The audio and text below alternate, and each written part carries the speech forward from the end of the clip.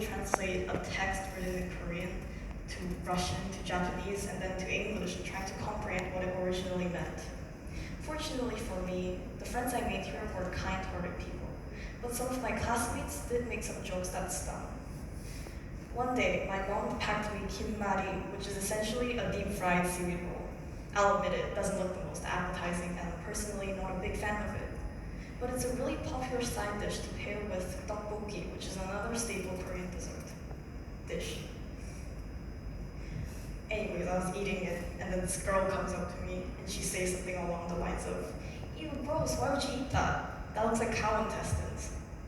First off, why did she have to be so specific? Anyways, I was shocked.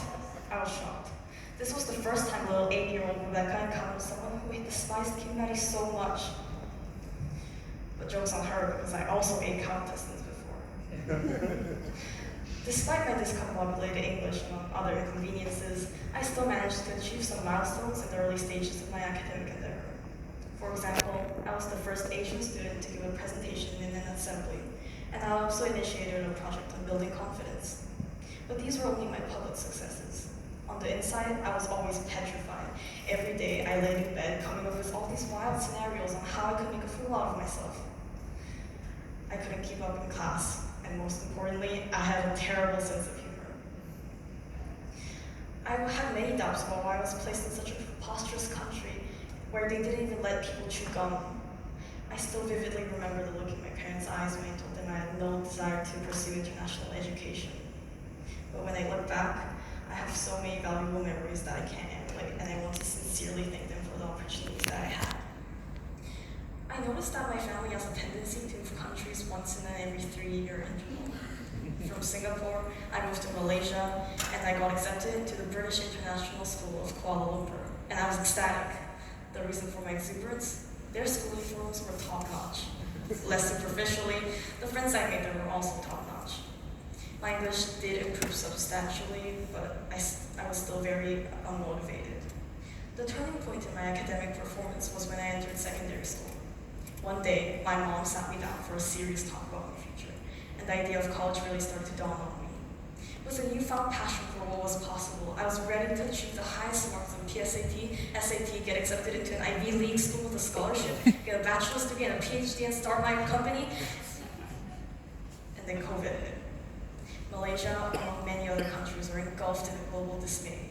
My country, and my school, like yours probably, immediately converted to online learning, and I had to find an alternative plan to flaunt my non-existent attributes pronto. But I was never a technology-savvy person, so even getting used to Zoom took me an excruciatingly long time. Fortunately for me, though, I got a chance to stand in the limelight towards the end of 6th grade, when I was nominated to represent my school in the NASA STEAM Festival, which was basically like Elon Musk meets Einstein.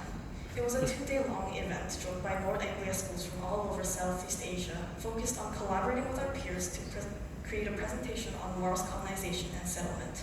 This was the greatest highlight of my time in British International School, despite having been taking place in an unprecedented tumult. In 2021, me and my mom moved to China to reunite with my dad.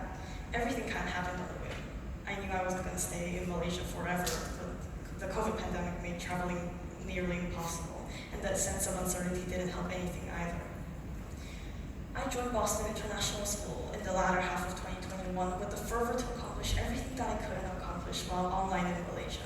And so far, I'm quite content with my progress. I have friends who can challenge me to step out of my comfort zone and opportunities to strengthen my assets. Recently, I participated in the World Scholars Cup, which was an immense honor, and now I'm delivering this TED Talk. The point that I'm trying to assert is this: you shouldn't be morose even when things don't go as planned, because nothing's perfect and nothing goes exactly as planned.